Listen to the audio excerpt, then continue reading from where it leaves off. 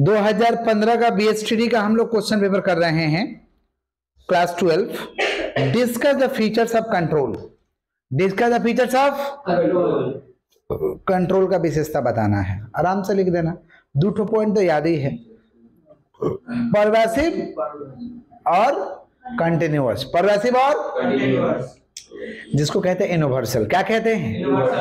Pervasive और continuous लिख देंगे। इट इज एप्लीकेबल, समझ पा रहे हैं, all the levels of management and every types of organisation, ये लिख देंगे। कंटिन्यूअस में लिख देंगे it is a continuous process, समझ पा रहे हैं। तो 2 फंक्शन तो ऐसी, 2 फीचर्स तो ऐसी हो गया। Control in the control is कौन सा ओरिएंटेड? Goal oriented. कौन सा ओरिएंटेड? गोल को पूरा करने के लिए कंट्रोल करते हैं। Control is both backward looking as well as forward looking. Past को भी देखते हैं और फ्यूचर में कंट्रोल करते हैं। बैकवर्ड लुकिंग है एज वेल एज क्या है? फॉरवर्ड लुकिंग है। Controlling is the last functions of management. Controlling is the तो एक कंट्रोल का फीचर्स हो गया। Right a brief note on time study. Time study पे आपको नोट देना है। तो टाइम स्टडी क्या होता है भाई? Time study is the measurement of actual time to done the specified job. एक स्पेसिफाइड जॉब को करने के लिए कितना घंटा का समय लगता है, कितना देर का समय लगता है, इसके लिए हम टाइम स्टडी करते हैं। समझ पा रहे हैं क्या बोल रहे हैं कि नहीं समझ पा रहे? It is measure through stop watch. Stop watch के जरिए मेजरमेंट करते हैं, इसको टाइम स्टडी कहते हैं। Discuss any 4 sources of recruitment. Recruitment का स्रोत बताना है। इंटरनल सोर्सेस मतलब अपने ऑर्गेनाइजेशन के अंदर से ही ले लो। जैसे आपका हो जाएगा प्रमोशन, ट्रांसफर। प्रमोशन किसी एम्प्लॉय को बना दो मैनेजर, उसी में से किसी को दूसरा जगह ट्रांसफर कर दो, भगा दो।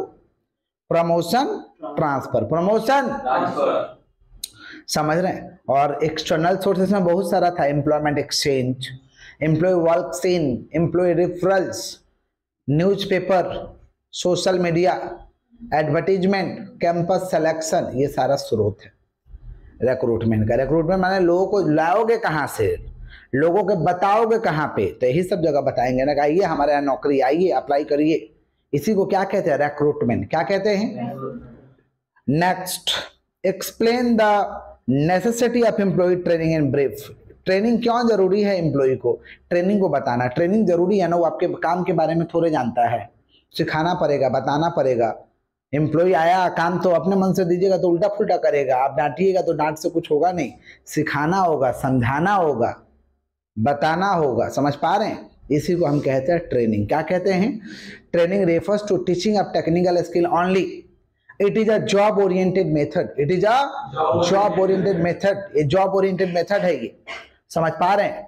It is given on the job method. On the job method माने काम के दौरान ही सिखा देते हैं, काम के दौरान ही। तो सो वी कैन से कि training is necessary to employ. Training जरूरी है भाई। Next, discuss the elements of planning. Planning के एलिमेंट्स हम लोग जानते हैं। Objective, strategy, policy, procedure, rules, method, budget, programme, ये तमाम चीज प्लानिंग के एलिमेंट्स होते हैं। ऑब्जेक्टिव माने क्या होता है? Goal of the organisation, goal of the.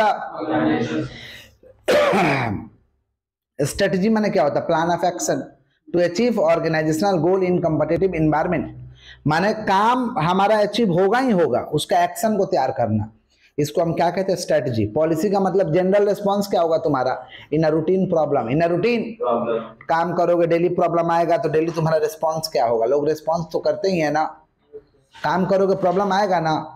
दुकानें खोले हो तो कस्टमर आके बोल सकता है माल खराब दिए भैया, ये माल वापस ले लीजिए, ये ज्यादा हो गया है। तो आपका उस समय पॉलिसी क्या होगा, ये आपको तय करना है। प्रोसीजर माने सीक्वेंस ऑफ वर्क। काम के सीक्वेंस को हम क्या कहते हैं? प्रोसीजर। क्या कहते हैं? मेथड का मतलब कौन सा मेथड से काम करोगे? लेबर इंटेंसिव के कैपिटल इंटेंसिव? लेबर लगा के काम करोगे कि टेक्नोलॉजी से काम करोगे, इसको मेथड कहते हैं। रूल मतलब होता है ये काम आप कर सकते हैं और ये काम आप नहीं कर सकते हैं। समझ पा रहे? माने what is to be done and what is to be not done, ये रूल्स कहता है, क्या करना है और क्या नहीं। Budget, budget means budget means क्या था? Budget means using of future money using of money and resources in future, budget का मतलब समझाए थे कि फ्यूचर में कितना तुम मनी को खर्चा करेगा, रिसोर्सेस को खर्चा करेगा, कितना खर्च करेगा, इसको बजट कहते हैं। प्रोग्राम माना डिटेल लेआउट ऑफ वर्क, पूरा काम का डिटेल लेआउट रहेगा, इसको प्रोग्राम कहते हैं, जिसमें ऑब्जेक्टिव, पॉलिसी, प्रोसीजर, रूल सब डिटरमाइंड रहेगा, इसको क्या कहते हैं, प्रोग्राम। तो प्लानिंग के एलिमेंट्स क्या, objective, strategy, policy, procedure, rule, method, budget, program. चलो next, establish briefly the relation between planning and controlling, planning और कंट्रोलिंग का रिलेशन बताना है। तो भाई प्लानिंग और कंट्रोलिंग का क्लोज रिलेशन है, no plan no work, no plan no control, no plan no work no control. Planning is the first function of management, controlling is the last function of management, controlling is the first function of management, control planning is the first function of management, controlling is the last function of management. Planning को define करना, planning means thinking in advance, what to do, how to do, when to do, by whom to do. Planning का मतलब होता है क्या करें, कैसे करें, कब करें। और कंट्रोलिंग माने काम को क्या करना, मेजरमेंट करना, क्या करना। प्लानिंग खाली फॉरवर्ड लुकिंग की तरफ देखता है, आगे की तरफ देखता है, कंट्रोलिंग दोनों तरफ देखता है, backward looking as well as forward looking. Without controlling planning never be succeed, बिना कंट्रोल का प्लानिंग चलेगा नहीं। सब कुछ है तुम्हारे पास, कंट्रोलिंग नहीं है, धराशायी हो जाएगा काम। समझे किसका रिलेशन का बात कर रहे हैं हम लोग, planning and controlling, planning and. तो we can conclude planning and controlling is the close relationship. There are exist close relationship between planning and controlling. Planning और controlling में जो रिलेशन है, एक गहरा रिलेशन है, हम ये कह सकते हैं। आगे बढ़े हम लोग। Next, what do mean by delegation of authority. Delegation of authority का मतलब क्या होता है, divided a whole work into a smaller part and delegate to the worker. माने सारे कामों को छोटे छोटे पार्ट में बांट दो, वर्कर के बीच में दे दो कि तुम ये काम करो, तुम ये काम करो। काम को डिवाइड करके वर्कर को बांट दो, वर्कर को काम दे दो, इसी को कहते हैं डेलीगेशन ऑफ अथॉरिटी। क्या सारा काम अकेला करना पॉसिबल नहीं है। Discuss the advantage of decentralisation, decentralisation का एडवांटेजेस बताना है। तो डिसेंट्रलाइजेशन का क्या एडवांटेजेस होता है भाई, क्विक डिसीजन, समझ पा रहे, रिड्यूस वर्कलोड, वर्कलोड कम हो जाता है, समझ पा रहे हैं क्या बोल रहे हैं। फ्रीडम टू एक्सपेंशन, बिजनेस को बढ़ाने में फ्रीडम मिल जाता है, यही है डिसेंट्रलाइजेशन। डिसेंट्रलाइजेशन माने पावर ज्यादा लोगों के हाथों में दे देना। Write down the features of direction, directing का फीचर्स बताना है। तो डायरेक्टिंग का क्या फीचर्स होगा भाई, directing is action oriented, directing initiate action, काम चालू करवा देता, बताओगे नहीं ये काम करना, जैसे अभी देखो पढ़ाना चालू किया, पढ़ाई चालू हो गया, और उस समय से नहीं चालू कर रहे थे तो तुम लोग समझ रहे हो, भगवान का नाम ले रहे थे, समझ रहे हैं। तो डायरेक्टिंग इनिशिएट एक्शन, समझ रहे हैं क्या बोले, एक कंटिन्यूअस प्रोसेस है, यूनिवर्सल है, कंटिन्यूअस है, दूगो तो गधा लोग कहीं भी शूट कर जाएगा, समझा। फिर क्या, असाइनमेंट ऑफ ड्यूटी, काम बांट दो किसको क्या करना है। एस्टेब्लिशिंग रिपोर्टिंग रिलेशनशिप डाल दो, कौन किससे ऑर्डर लेगा, कौन किसको रिपोर्ट करेगा, ये डायरेक्टिंग का फीचर्स है। Discuss the qualities of a good leader, एक अच्छा लीडर का क्वालिटी बताना है। तो क्या होना चाहिए, ऑनेस्ट होना चाहिए, इंटीग्रिटी होना चाहिए, ईमानदार होना चाहिए, इंटीग्रिटी होना चाहिए, सेंस ऑफ रेस्पॉन्सिबिलिटी, काम का जिम्मेवारी को समझने वाला होना चाहिए, ओपन माइंडनेस, खुला विचार का होना चाहिए, गुड कम्युनिकेशन स्किल, बात करने का ढंग होना चाहिए, मोटिवेटर होना चाहिए, किसी को मोटिवेट कर पाए, समझ पा रहे हैं क्या, हार्ड वर्किंग होना चाहिए, माने मेहनती होना चाहिए। समझ रहे हैं क्या बोले कि नहीं समझ रहे हैं, समझ रहे हैं। तो ये सारे चीज एक गुड लीडर का क्वालिटी है। तो आराम से लिख देना, honesty, integrity, good communication skill, mental quality होना चाहिए, फिजिकल क्वालिटी होना चाहिए, मोटिवेटर होना चाहिए, समझ रहे, हार्ड वर्किंग होना चाहिए, सेंस ऑफ रेस्पॉन्सिबिलिटी, रेस्पॉन्सिबिलिटी को समझने वाला होना चाहिए। एक गुड क्वालिटी लीडर का मतलब खाली नेता नहीं होता, हर सेक्टर में लीडर होता है। हर सेक्टर में क्या होता है, जैसे स्कूल में आपका स्कूल प्रिंसिपल जो है वो आपका लीडर है, उसके रोल मॉडल पे स्कूल चलता है। वो गया गुजरा रहा तो स्कूल गया गुजरा तरीका से चलेगा, टाइट रहा तो पूरा स्कूल को टाइट करके रख देगा, समझा। यही होता है लीडर का क्वालिटी। चलो आगे बढ़ते हैं। Next, describe the favourable factors of business environment. अरे भाई पेस्टल को एक्सप्लेन करना है, political environment, economic environment, social environment, technological environment, legal environment, पढ़ाए थे पूरा, यही है फेवरेबल फैक्टर्स।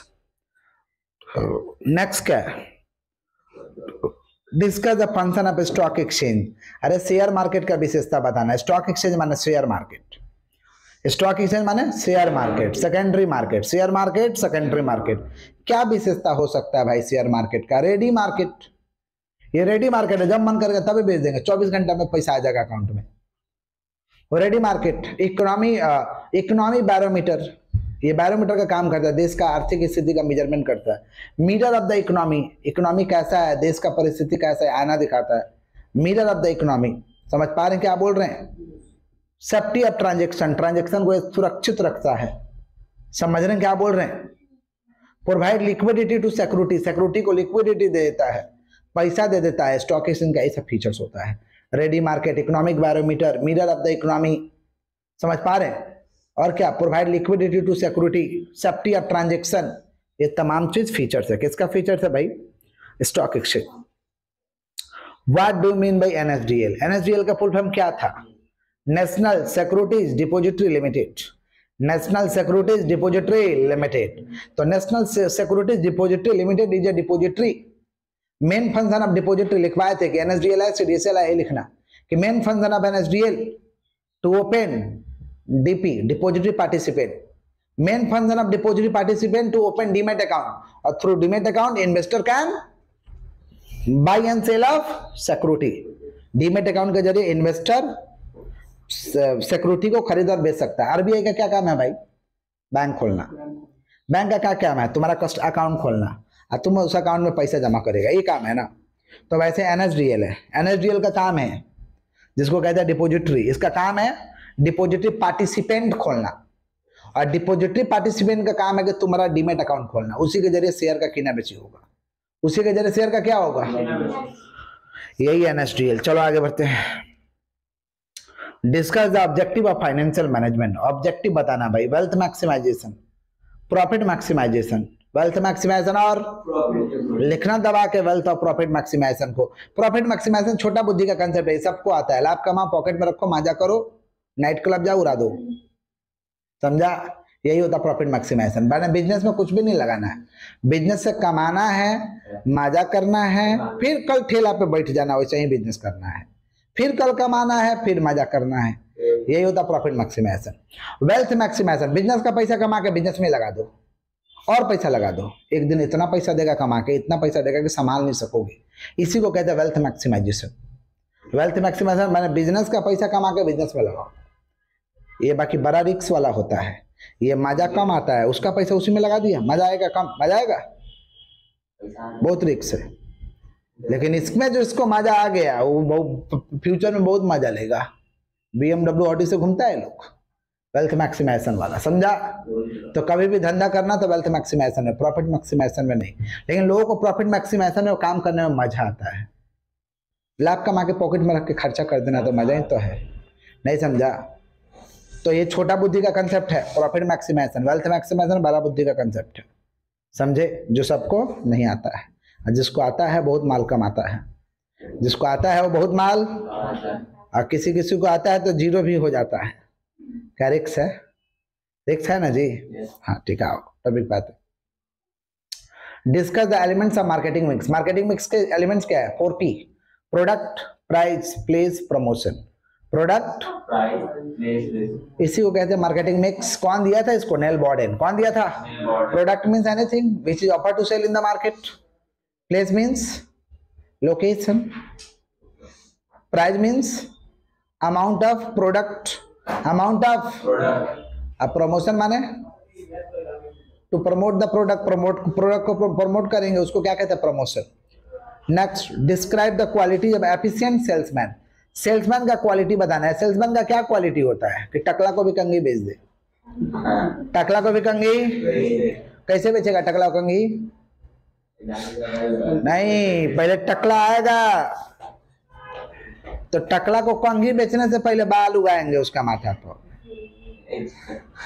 पहले बाल उगाएंगे, उसको बाल उगाने का बुद्धि बताएंगे कि ऐसे ऐसे बाल उगाया जाएगा, ऐसे ऐसे काम होगा, उगा देंगे। क्या गंजापन में सुंदर नहीं लग रहे हैं, समझा? उसमें 1.5-2 लाख रुपया कमाएंगे बाल उगवा के, अब फिर जो उसको कंघी बेचेंगे कि लीजिए आप झाड़िए, लीजिए आप आर्टिफिशियल बाल लगवाएंगे। समझ रहे हैं? ये होता है एक सेल्समैन का quality.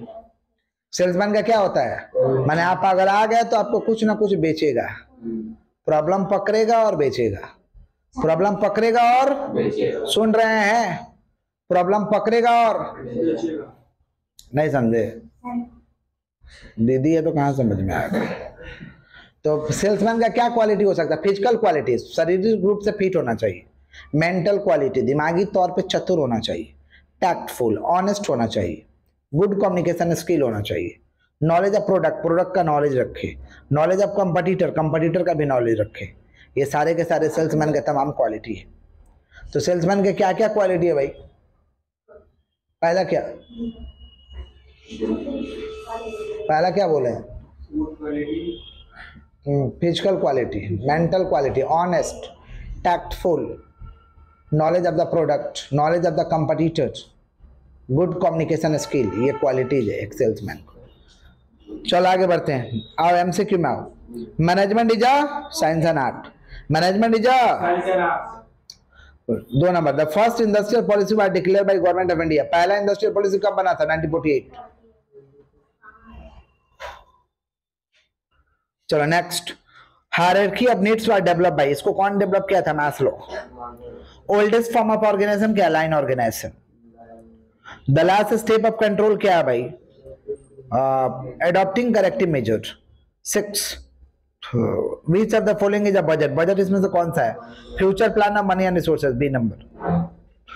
For coordination, cooperation is needed, coordination के लिए कोऑपरेशन चाहिए, B number. Management is getting things done by other in group activity. Next, to draw the attention of potential person toward company is called recruitment. Potential person को अपने तरफ खींचना, क्या ये हमारे नौकरी है, इसको रिक्रूटमेंट कहते हैं। Control function is both A and B. Without human factor all the factors of production are useless. This statement is given by, कौन दिया था इसको?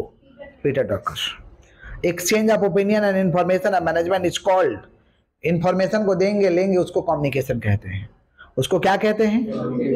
Next, what is scalar chain of authority? Scalar chain of authority means line of authority, line of.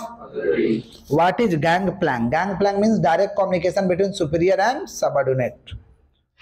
उसके बाद what is non financial incentive? Non financial incentive क्या होता है?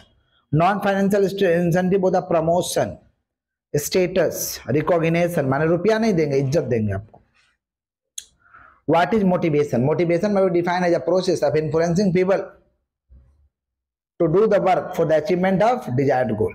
जो हम चाहते हैं उसके लिए मोटिवेट करेंगे लोगों को, काम करे ताकि हमारा गोल पूरा हो जाए, ताकि हमारा गोल मोटिवेट करना, प्रेरित करना। जैसे आप लोग को पढ़ाई के लिए मोटिवेट करते हैं ना, बराबर करते हैं ना कि नहीं करते हैं? इसी को मोटिवेशन कहते हैं। State 1 features of organisation. Organisation का एक तो फीचर्स बताना है, कॉमन ऑब्जेक्टिव। कौन सा objective? What do you mean by flexibility in planning? Flexibility in planning means planning can be adjustable, plan adjust हो जाएगा, चेंज हो जाएगा सिचुएशन के हिसाब से, उसी को हम कहते हैं flexibility of planning. What is short range planning? Short range planning का मतलब क्या होता है? Short range planning means planning made for short term period, planning made for is management is universal applicable, yes.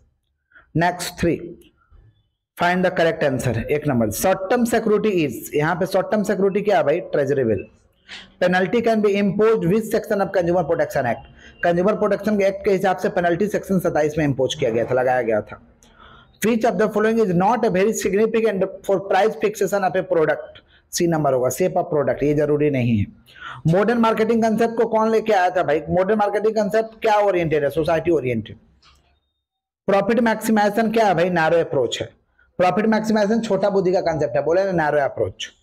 Next, consumer protection act is applicable for India in, किसके ऊपर applicable होगा भाई? Consumer protection act, protection of consumer interest, C number होगा। New securities are issued, नया नया share कहां बिकता है? Primary market. नया नया शेयर कहां मिलता है? ताजा ताजा शेयर प्राइमरी मार्केट में मिलता है, पुराना पुराना शेयर सेकेंडरी मार्केट में मिलता है। Next, the path finder of consumer protection movement, consumer protection movement को कौन चलाया था? Ralph Nader, Ralph, A number. 4P stands, product, price, place, promotion, C number. Product, price, place, promotion. Consumer protection act was introduced in the year in the country 1986 में लाए थे consumer protection act को। जागो ग्राहक जागो। What is the duration of certificate of deposit? Certificate of deposit का duration होता है 91 डेज से 365 दिन, 91 से 365। C number. Business concern collect their required capital by all of this sources. What are current liability. Current liability क्या होता है भाई? Current liability means amount payable within 12 month. 12 महीने के अंदर पैसा मिल जाएगा, वो करेंट लायबिलिटी है। Example creditor, bills payable. Who is the father of modern marketing? Modern marketing का पप्पा कौन था? Philip Kotler. मॉडर्न मार्केटिंग का पप्पा कौन था? Modern marketing modern marketing start and and with whom? Modern marketing किस पे चालू होता है, किस पे खत्म हो जाता है? कस्टमर पे। What is asset mix? Asset mix means break down of asset, investment and different asset. Break down of asset माने एसेट को छोटे छोटे पार्टों में बांट दो, इसको कहते हैं investment mix, asset mix. Personal selling means face to face selling, सामने सामने बेचेंगे मोदी दुकान वाले लोग, personal selling. Define brand. Brand is a symbol और sign a product. Brand is a symbol और sign a product. Is packing and packaging same? No, packing and packaging are not a same, not a packing protect to the product, packaging attack to the customer। Packing product को बचाव करता, packaging खींच के लाता customer को। आइए हमारे यहाँ, समझ रहे? Mention two responsibility of consumer. Consumer का रिस्पॉन्सिबिलिटी बताना है। Ask for full information. Full information मांगना, कस्टमर की जिम्मेवारी है फुल इंफॉर्मेशन मांगना। Insist on cash memo. Cash memo मांगेगा कस्टमर आपसे, क्या पूरा इंफॉर्मेशन उसको चाहिए, और आपसे क्या मांगेगा? Cash memo. क्या मांगेगा? लेकिन आप लोग तो मांगते नहीं हो दवाई दुकान पे, वो स्लिप के पीछे ही लिख देता है 20 रुपया 22 रुपया, बेसी लिखा कम लिखा कुछ पता नहीं, पैसा ले लेता है, होता है ना। हाउ मेनी राइट्स नहीं पता। How many rights are given to the consumer in consumer protection act? How many rights are given to the consumer in consumer protection act? Consumer protection act में कितने राइट दिए हुए हैं भाई? 6 rights. कितने दिए हैं? 6 अधिकार दिए हुए हैं। समझे क्या बोले? कोई दिक्कत? जो वीडियो से कर रहे हैं डिस्क्रिप्शन में लिंक दिया हुआ पेपर का डाउनलोड कर लीजिएगा।